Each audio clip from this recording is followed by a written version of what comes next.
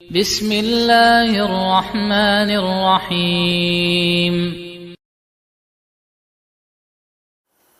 Innal hamdalillah, segala puji dan puja kehadirat Allah. Nahmaduhu wa nasta'inuhu wa nastaghfiruh. Hanya kepadanya kita memuji, meminta pertolongan serta bertaubat dari dosa-dosa kita. Wa na'udzu billahi min syururi anfusina. Dan hanya kepada Allah pula kita meminta agar dijauhkan dari keburukan-keburukan diri kita. Wa min sayyiati a'malina, dan dari segala dosa yang pernah kita lakukan. May yahdihillahu fala mudhillalah. Barang siapa yang telah Allah berikan petunjuk maka tidak akan pernah sesat selamanya. Wa may yudlilhu fala hadiyalah, dan barang siapa yang telah Allah sesatkan maka tidak akan mendapatkan petunjuk selamanya. Asyhadu an la ilaha illallah wahdahu la syarikalah wa asyhadu anna Muhammadan abduhu wa rasuluh. Saya bersaksi tiada Tuhan yang berhak disembah kecuali Allah, dan Muhammad benar-benar hamba juga utusannya. Qala Allah Ta'ala, Allah mengingatkan dalam kitabnya, Ya ayyuhalladzina amanu taqullaha haqqa tuqatihi wa la tamutunna illa wa antum muslimun. Hai sekalian orang-orang beriman, bertakwalah, hanya patuh dan tunduklah kepada satu-satunya pencipta segala sesuatunya, baik di langit, di bumi, di kedalaman lautan, terjangkau atau tidak terjangkau oleh mata kita, yaitu Allah. Sebenar-benar patuh dan tunduk, dan janganlah kalian meninggal dunia kecuali dalam keadaan Islam.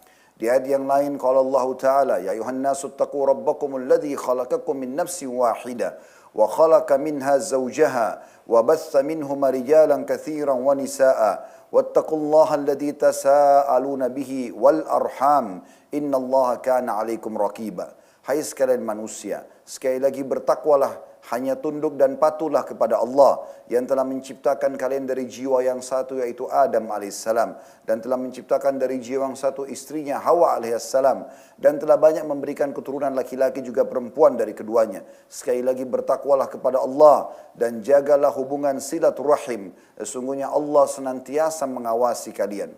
Di ayat yang ketiga qala Allah Ta'ala, Ya ayyuhalladzina amanu taqullaha wa qulu qawlan sadida yuslih lakum a'malakum wa yaghfir lakum dhunubakum wa may yuti'illaha wa rasulahu faqad faza fawzan 'azima. Hai sekalian orang-orang yang beriman, sekali lagi bertakwalah kepada Allah dan ucapkan kalimat yang benar, jujur. Niscaya Dia akan memperbaiki amal-amal perbuatan kalian, mengampuni dosa-dosa kalian. Barang siapa yang mentaati Allah dan Rasulnya, maka dia telah mendapatkan kemenangan yang besar. Amma ba'd, fa inna asdaqal hadithi kitabullah. Kita tahu sejujur-jujur dan sebaik-baik rujukan umat Islam dalam segala lini kehidupan mereka, terutama ibadah, adalah kitabullah, Al-Quran. Wa khairul hadyu Muhammadin sallallahu alaihi wa ala alihi wa sahbihi wasallam. Dan sebaik-baik petunjuk setelah Al-Quran adalah petunjuk Nabi besar Muhammad sallallahu alaihi wa ala alihi wa sahbihi wasallam. Wa syarrul umuri muhdatsatuha, dan seburuk-buruk perbuatan yang bertolak belakang dan tidak punya rujukan dari keduanya. Fa inna kulla muhdatsin bid'ah. Semua yang dibuat baru dalam hal ibadah tidak punya rujukan wahyu pasti dikenal dengan perbuatan baru dalam agama. Wa nabidatin dhalalah, perbuatan baru akan membawa pelakunya pada kesesatan. Wa inna daral finnar, kesesatan akan membawa pelakunya ke dalam api neraka.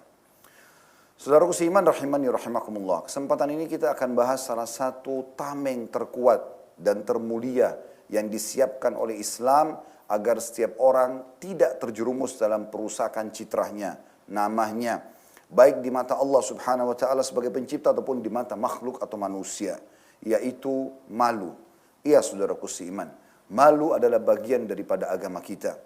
Malu akan membuat seseorang, karena malu dengan Tuhannya, maka dia akan mengerjakan perintah-perintahnya, dia akan mengejar janji-janjinya, puncaknya masuk ke dalam surga. Dan malulah yang akan menahan seseorang untuk melakukan pelanggaran-pelanggaran. Nabi SAW mengingatkan, Idza lam tastahi fasna ma syi'ta. Kalau kau tidak malu lagi, maka kau berbuat apa saja yang kau inginkan. Ini bahasa teguran dari Nabi SAW agar setiap orang di antara kita justru harus menjadikan malu sebagai sifatnya. Ulama memberikan definisi tentang masalah malu. An-Nawawi rahimahullah berkata, beliau menukil dari perkataan ulama-ulama, hakikat malu adalah perangai yang mendorong seseorang meninggalkan perbuatan jelek dan mencegah seseorang dari meninggalkan hak-hak orang lain. Malu adalah akhlak yang sangat utama, dan Fudail bin Iyad mengatakan tentang masalah itu, ada 5 perkara atau tanda-tanda kecelakaan bagi seseorang. Kalau ada pada seorang salah satunya saya sudah cukup membuat dia celaka dan hancur di muka bumi ini, apalagi di akhirat. Kalau dia punya semuanya maka lebih luar biasa. Kata beliau, 5 di antara tanda-tanda kecelakaan dan kehancuran. Pertama, kekerasan hati. Karena selalu saja bermaksiat, hatinya menjadi keras seperti batu dan sulit lagi menerima peringatan-peringatan. Sampai seseorang di antara mereka, wa na'udzubillah, melihat terjadi gempa dan salah seorang di sebelahnya itu terkena gempa dan mati atau tabrakan sementara dia satu kendaraan dengan temannya dan dia lihat darah bercucuran, tetap juga belum menggugah hatinya bahwasanya Allah sedang menegur dia, atau melihat banyak sekali kejadian-kejadian di sekitar dia yang mungkin harusnya dijadikan sebagai pelajaran tapi tidak dijadikan pelajaran. Ini semua karena kekerasan hati. Kalau hati itu lunak, maka secara otomatis peringatan sederhana saja sudah cukup membuat orang itu kembali kepada Tuhannya Allah Subhanahu wa taala. Para salafus saleh kalau jalan kaki mereka tersentuh batu saja, maka mereka langsung mengucapkan kalimat istirja, inna lillahi wa inna ilaihi rajiun. Lalu mereka coba bermuhasabah, kira-kira dosa apa yang sedang saya lakukan.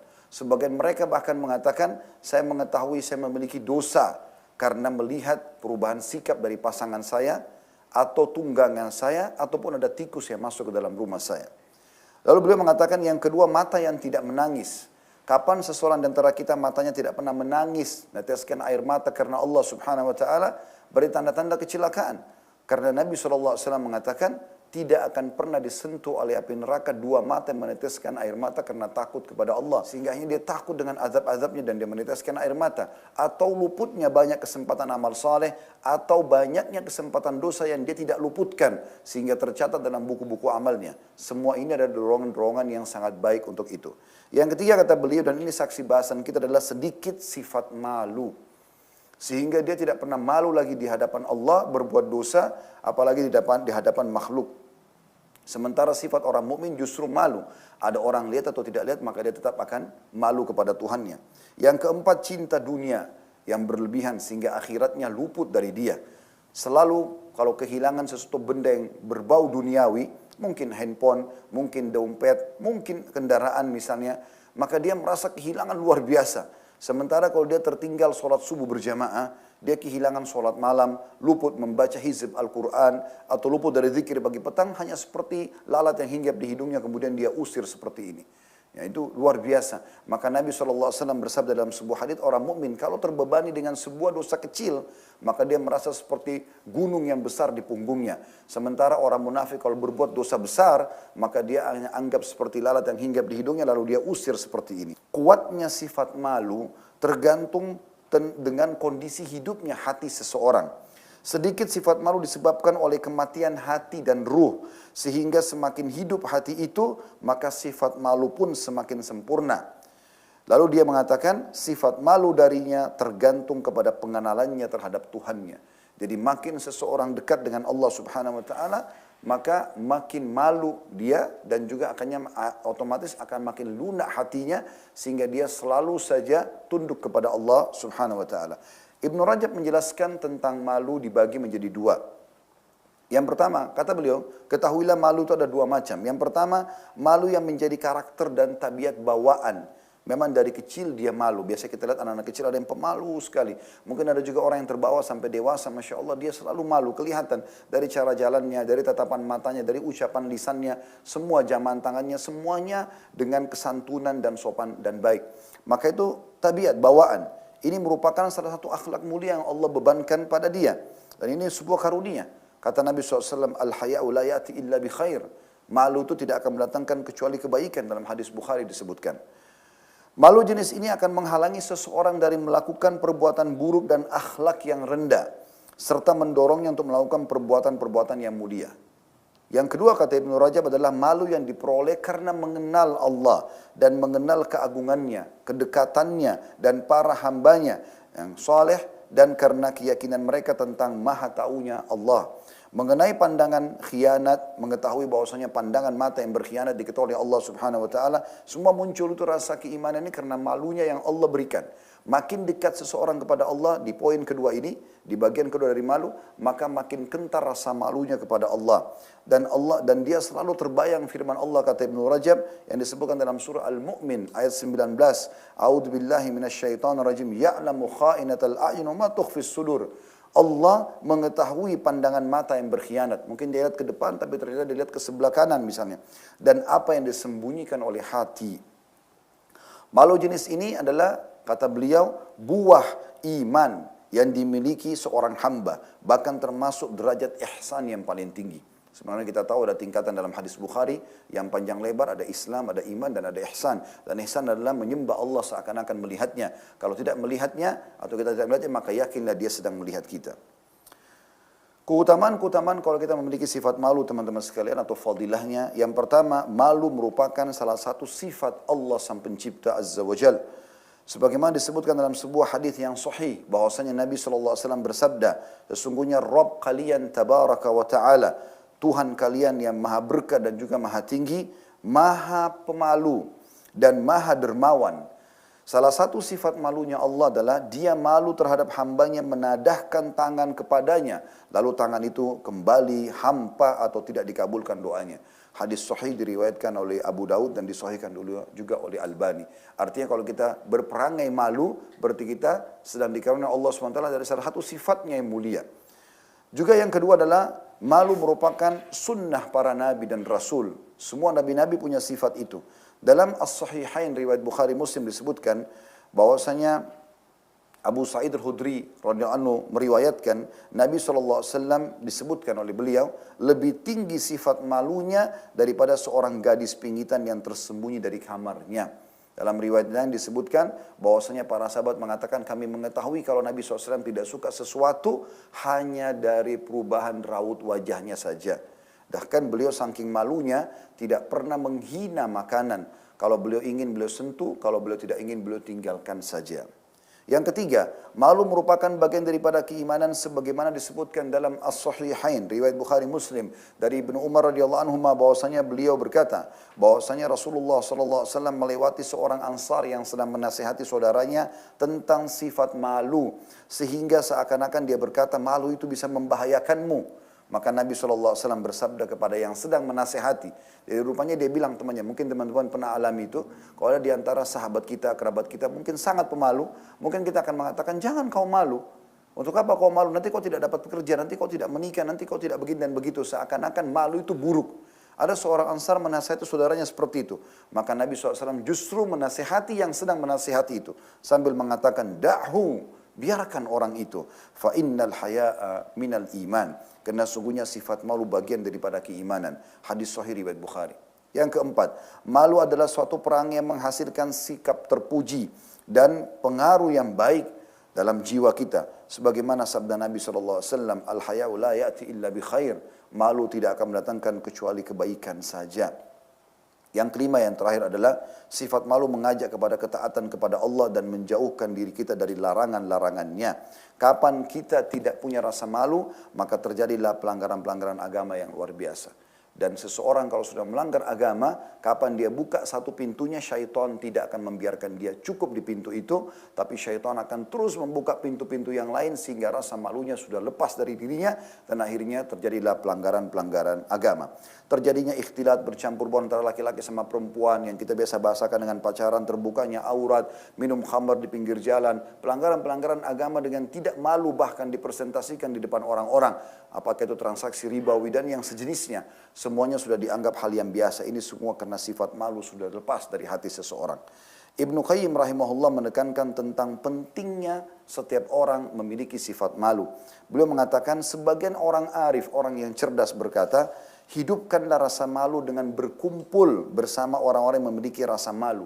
Hidupkanlah hati dengan kemuliaan dan rasa malu. Jika keduanya hilang dari hati, maka di dalamnya tidak ada kebaikan yang tersisa.